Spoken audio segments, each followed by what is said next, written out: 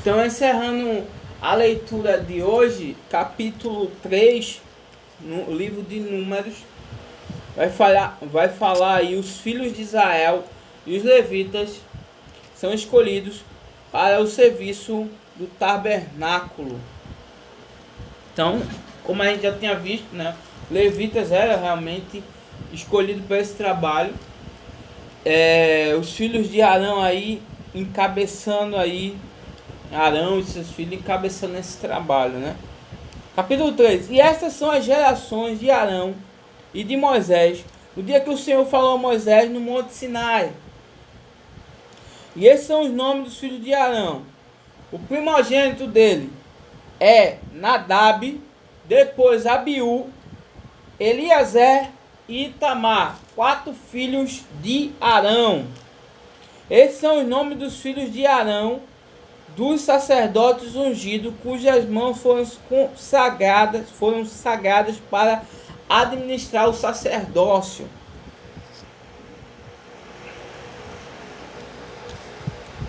Então, é interessante que para ser o sacerdote, né, nesse período aqui, tinha 4 requisitos. Primeiro, tinha que ser descendente de Arão. Então, Arão recebeu essa incumbência, recebeu essa responsabilidade e foi passada para seus filhos. Só os filhos de Arão poderiam ser sacerdotes. Esse rapaz aqui tem dom, tem talento para isso, tem talento para coisa. Não. É filho de Arão? Não era sacerdote. Segundo, precisava ser ungido. Eles tinham ali uma cerimônia que eram ungidos. Terceiro ponto, eles tinham as suas mãos consagradas. E o quarto ponto, eram responsáveis para administrar o sacerdócio. Então essa era a tarefa deles. Eles nasciam, criavam e eram educados, eram instruídos para aquela atividade. Essa era a missão deles.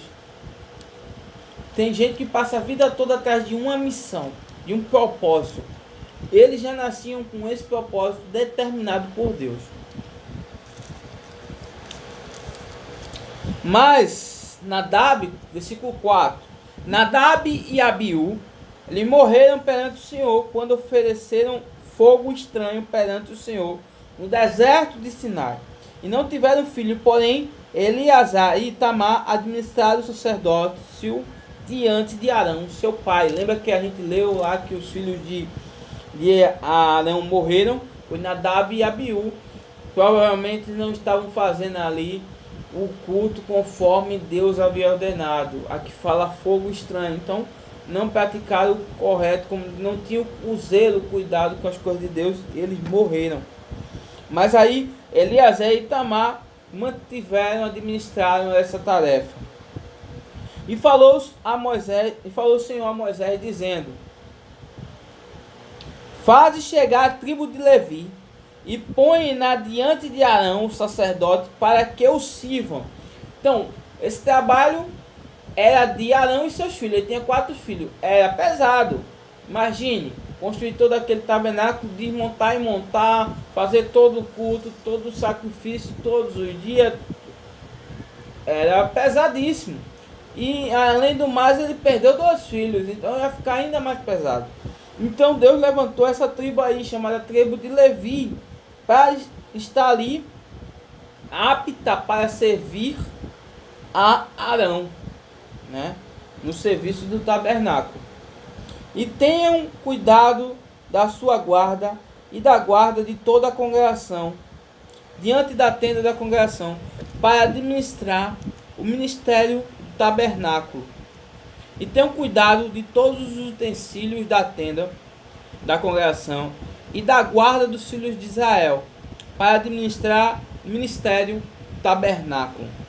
Darás, pois, os levitas a Arão e a teus filhos, dentre os filhos de Israel, lhes são dados em dádiva.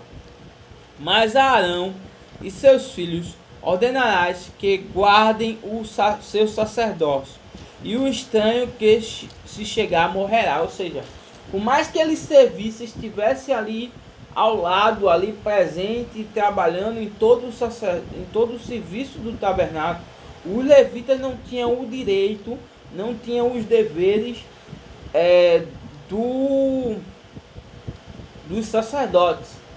Então, eles ajudavam, mas o ato ali de celebrar aquele culto e fazer aquele sacrifício era um ato específico dos sacerdotes. Então, se houvesse ali alguém estranho, morreria. E falou o Senhor a Moisés dizendo: e eu, eis que tenho tomado os levitas do meio dos filhos de Israel, em lugar de todo primogênito que abre a madre entre os filhos de Israel, e os levitas serão meus. Ou seja, os levitas é como se tivessem sido consagrados a Deus como primogenitura, né? Porque todo primogênito é meu, desde o dia em que fere a todo primogênito da terra do Egito. Santifiquei para mim todo primogênito em Israel, desde o homem até o animal. Meus serão, eu sou o Senhor. Então, todo primogênito era do Senhor. Então, quando era animal, se trazia como um sacrifício. Quando era o homem, para resgate dos homens, Deus escolheu ali, levantou levita para ficar separados para a obra dele. Falou o Senhor a Moisés no deserto Sinai, dizendo: conta os filhos de Levi, segundo a casa de seus pais, pelas suas gerações. Contarás a todo varão da idade de 1 mês para cima. Interessante que não entrou na contabilidade do capítulo 1 e 2, que era uma contabilidade pronta para a guerra. A contabilidade do exército, o exército de batalha, quem vai à guerra. Então os levitas não entraram. Mas aqui no capítulo 3, Deus agora manda contar. Agora só conta a tribo de Levi, isoladamente. E diferente da contagem do exército, se contar de 20 anos para cima, aqui conta de um mês para cima. Então com um mês já contabiliza como levita. E Moisés os contou conforme o mandamento do Senhor, como lhe foi ordenado. Estes, pois, foram os filhos de Levi, pelos seus nomes: Gerson, e Coate, e Merari. E estes são os nomes dos filhos de Gerson pelas suas gerações: Libni e Simei. E os filhos de Coate pelas suas gerações: Anã, e Issar, e Hebron, e Uziel. E os filhos de Merari pelas suas gerações são Mali e Muzi. Estas são as gerações do Levita segundo a casa de seus pais. De Gerson é a geração dos Libnitas e a geração dos Simeitas. Estas são as gerações dos Gersonitas, os que deles foram contados pelo número de todo varão de idade de 1 mês para cima. Os que dele foram contados foram 7.500, ou seja, os filhos de Levi foram 3: Gerson, Coate e Merari. Ou seja, ele não pegou a tribo de Levi e levantou um líder, um príncipe. Não, ele pegou os 3 filhos de Levi. E aí desses 3 filhos fez a contabilidade. Do filho de Gerson, que foi o primogênito, deu o total aí de 7.500, sua geração, né? Que era chamado Gersonitas. As gerações dos Gersonitas assentaram as suas tendas atrás do tabernáculo ao ocidente. E o príncipe da casa paterna dos Gersonitas será Eliasaf, filho de Lael. Ou seja, em vez de ter só um príncipe para aquela tribo, ele levantou 3 príncipes. Um príncipe para Gerson, que é o filho mais velho. E agora a gente vai para o segundo filho. Antes de passar para o segundo filho, né, ele dá algumas orientações aqui.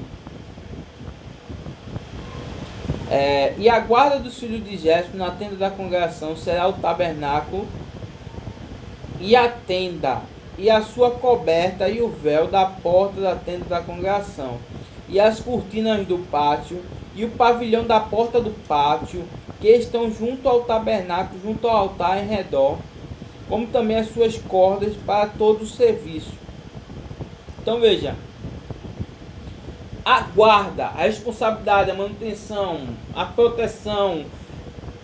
Esse capítulo 25 e 26 fala qual vai ser a parte do tabernáculo que os gersonitas ficarão responsáveis.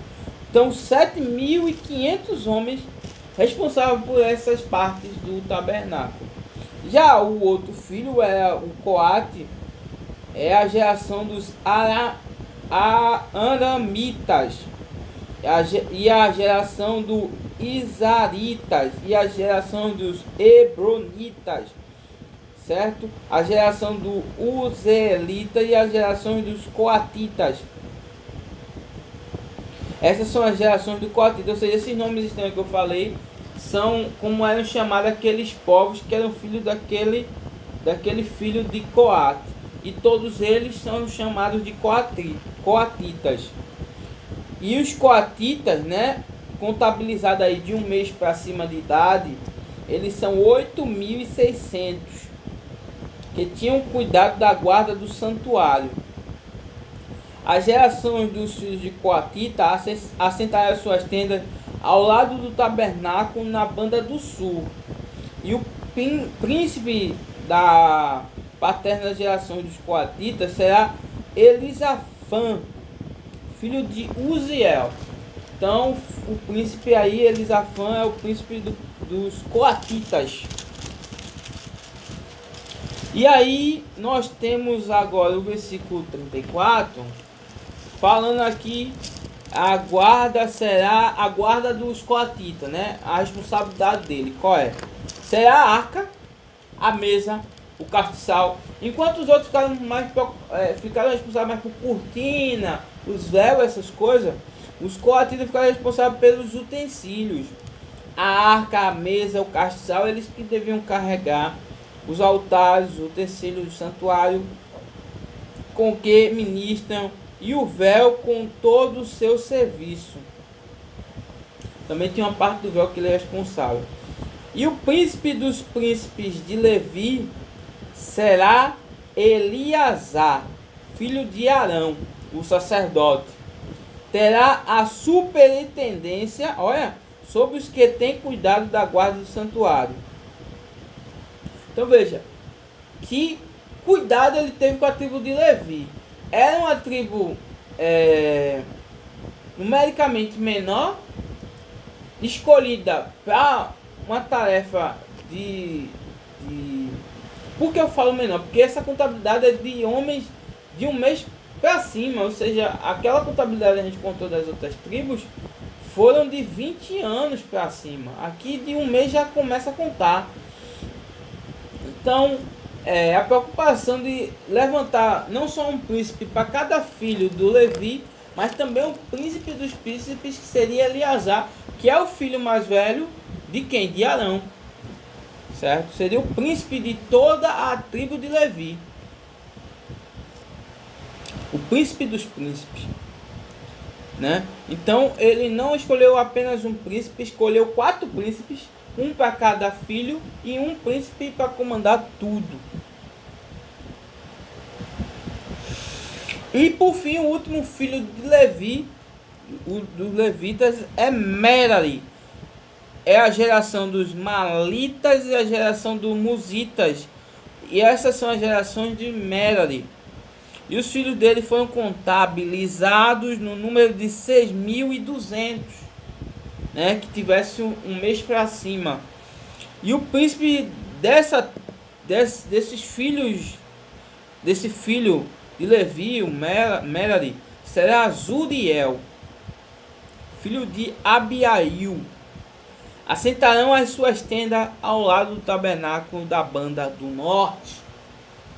E o cargo da guarda dos filhos de Merari serão as tábuas do tabernáculo, os seus varais, as suas colunas, as suas bases, todos os seus utensílios com todo o seu serviço. Então, essa era a responsabilidade. Então veja, se o tabernáculo não era grande e se não dava trabalho, era cada grupo responsável apenas pelaquela tarefa. E era muita gente. Imagine você, só para carregar essas coisas, 6.200 homens. E as colunas do pátio em redor, e as suas bases, as suas estacas, as suas cordas, e os que assentarão as suas tendas diante do tabernáculo ao oriente, diante da tenda da congregação, para a banda do nascente, serão Moisés e Arão, com os seus filhos, tendo o cuidado da guarda do santuário, para guardar dos filhos de Israel, e o estranho que chegar morrerá. Então,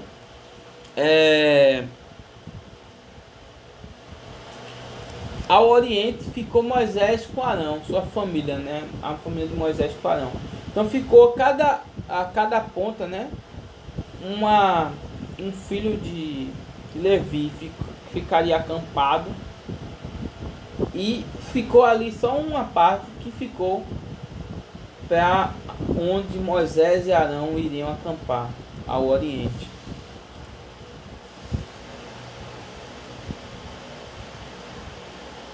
Todos que foram contados dos levitas, que contou Moisés e Arão, por mandato do Senhor, segundo as suas gerações, de todo varão, de um mês para cima, foram 22.000. Então veja que é a menor tribo que tem. Mesmo contando de um mês para cima, a tribo de Levi ficou em 22.000. Disse o Senhor a Moisés: conta todo o primogênito, varão dos filhos de Israel, da idade de um mês para cima, e toma o número dos seus nomes. E para mim tomarás os levitas, eu sou o Senhor, em lugar de todo o primogênito dos filhos de Israel, e os animais do levita, em lugar de todo o primogênito entre os animais dos filhos de Israel. E contou Moisés com o Senhor ordenara todo o primogênito entre os filhos de Israel, e todos os primogênitos dos varões, pelos números dos nomes da idade de um mês para cima, segundo os que foram contados dele, foram 22.263. E falou o Senhor a Moisés, dizendo: toma os levitas em lugar de todo primogênito. Veja que interessante, veja só, a contabilidade no versículo 39, fala que a contabilidade dos levitas total, de um mês para cima, era 22.000. 22.000 era a contagem de todos os levitas. Aí o que é que eu falei? O que é que eu li? Os levitas era como se tivesse, como se fosse eles seriam separados por Deus para substituir o primogênito dos povos de Israel. Ou seja, Deus toma os levitas como representatividade ali dos primogênitos de todo Israel. E para você ver que essa representatividade está batendo correta, a contabilidade de todos os primogênitos de Israel, de um mês para cima, dá 22.363. É fantástico, bate certinho. Pegar os primogênitos de todo Israel, dá 22.000. Pegar todos os primogênitos, pegar todos os levitas, dá 22.000. Ah, mas ficou uma diferença aí de 263. Esse 263 provavelmente foi os primogênitos dos próprios levitas. Vê que coisa fantástica. Então, realmente Deus fez a troca certinha para casar. Ou seja, os primogênitos são meus. Como para resgatar o homem, para não pegar o homem, eu vou pegar o levita e colocá-lo para a tarefa, para o meu propósito, para cumprir ali a guarda do tabernáculo. E pegou a quantidade, o número perfeito ali para pagar, para casar ali, para fazer essa migração, essa substituição ali de primogenitura. Fantástico. E falou o Senhor a Moisés, dizendo: toma os levitas em lugar de todo primogênito entre os filhos de Israel, e os animais dos levitas em lugar dos seus animais. porquanto os levitas serão meus, eu sou o Senhor. Quanto aos 263 que se houverem de resgatar, que sobrepujam aos levitas dos primogênitos dos filhos de Israel, ou seja, aquilo que eu falei, 263 foi o excedente, né? Não houve aí o resgate desses 263, porque esses 263 compreende os primogênitos dos levitas. Tomará para cada cabeça, para resgatar esses 263, 5 ciclos conforme o ciclo do santuário. O tomarás a 20 geras o ciclo, e a Arão e a seus filhos darás o dinheiro dos resgatados, dos que sobejaram entre eles. Então eles pegariam esse dinheiro, proporcional aos 263 que sobraram ali para ser resgatados, e dariam esse valor a Arão e a seus filhos. Então Moisés tomou o dinheiro do resgate do que sobrepujam sobre os resgatados pelo levita, dos primogênitos dos filhos de Israel. Tomou o dinheiro, 1.365 ciclos, segundo o ciclo do santuário. E Moisés deu o dinheiro dos resgatados a Arão e seus filhos, segundo o mandato do Senhor, como o Senhor ordenou a Moisés. Então, fantástico o número e precisão, né? Deus resgatou cabeça por cabeça, colocou o número certinho. É incrível isso, né? E o que sobrou foi justamente da tribo de Levi, ou seja, a numeração, você não está entendendo. O nascimento primogênito, ou seja, os que nasceram primeiro, todos os primogênitos, casou-se, essa numeração casou certinho com a quantidade numérica da tribo de Levi, tá, pô? Isso não é mão de Deus. Fez com que os homens que nascessem, cada homem que nascesse, nasceu conforme a permissão de Deus, porque era a quantidade exata dos levitas. Perfeição de Deus, Deus perfeito, ou seja, em tudo, cara, em tudo. E a gente ficou aqui no capítulo 3, eu achei fantástico. Aí não vou ler o livro de números porque é para contabilizar, é só para fazer contagem, é só para fazer... Mas tem essas coisas incríveis, cara, para você ver o quanto Deus está presente nessas coisas, que a gente acha que não, mas Deus está presente. Determinando a quantidade de pessoas que iriam nascer ali e que iria casar com a outra tribo, é fantástico. Ficamos por aqui, que Deus te abençoe. Não deixe de se inscrever no canal, não deixe de dar o dedão aí no like e de compartilhar esse projeto de leitura bíblica diária em 2019. Valeu!